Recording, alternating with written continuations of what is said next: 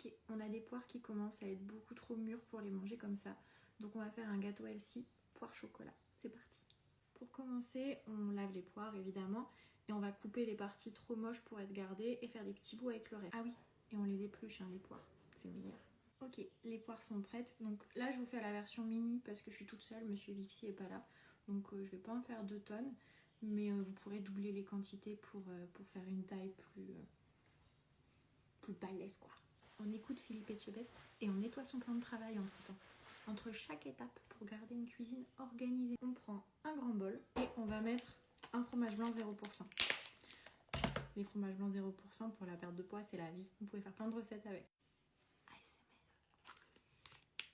On avait dit que c'était Elsie, donc pour le sucrant, moi je mets un petit peu de sucralose. Il n'y a pas besoin d'en mettre beaucoup, ça sucre bien. Après si vous voulez mettre du sucre de canne ou ce que vous voulez, ça fonctionne. L'avantage de ça c'est qu'il n'y a pas trop de calories je crois. Ouais, pour 100 ml il y a moins d'une calorie. Donc hop, on met une petite cuillère. Étape suivante, on passe au chocolat. On fait fondre 100 g. Vous me faites fondre ça comme vous voulez. Micro-ondes, bain-marie, juste faites-le pas brûler. Mais si vous avez la flemme, le micro-ondes ça marche très bien. J'avoue, moi j'ai la flemme, je vais au micro-ondes. Pendant que le chocolat fond, on va prendre 3 œufs. Bah ouais, on veut perdre du poids, mais les œufs c'est des protéines. Et les protéines c'est bon. On mélange les œufs, le fromage blanc et notre sucrant. J'ai pas dit, il y avait aussi le sirop d'agave qui est pas mal. Comme vous voulez. Le miel. J'ai jamais essayé. Je peux essayer si vous voulez. Au stade de la recette, vous avez ça. Bon, pour l'instant, c'est pas incroyable. Mais vous allez voir. Maintenant qu'on a bien mélangé, on va prendre notre chocolat. Donc nos 100 g fondus. On va venir les mettre dedans. Donc on met bien tout. On met bien tout le chocolat.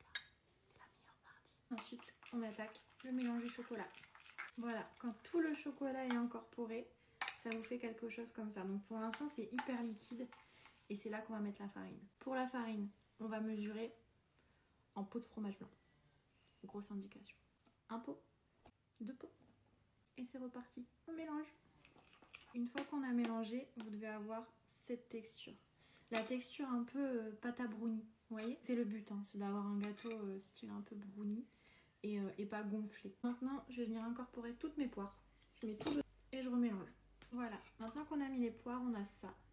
Et ce qu'on va faire, c'est on va couper des petites noisettes en morceaux. Et on va mettre des petites noisettes. Mais quand on aura déjà mis le gâteau dans le plat, je vous montre. Moi, je prends un plat rectangulaire comme ça. Après, je peux faire des portions vraiment égales. Et je peux congeler. Et comme ça, pour le matin ou l'en-cas, bah, c'est parfait. Je vais mettre un papier sulfurisé, comme ça colle pas et on n'a pas besoin de mettre du beurre. Alors ça j'ai vu l'astuce chez Audrey Arnaud. En fait elle fait une boule avec le papier sulfu et comme ça elle lui donne la forme qu'elle veut vraiment, prend vraiment bien la forme. On transvide.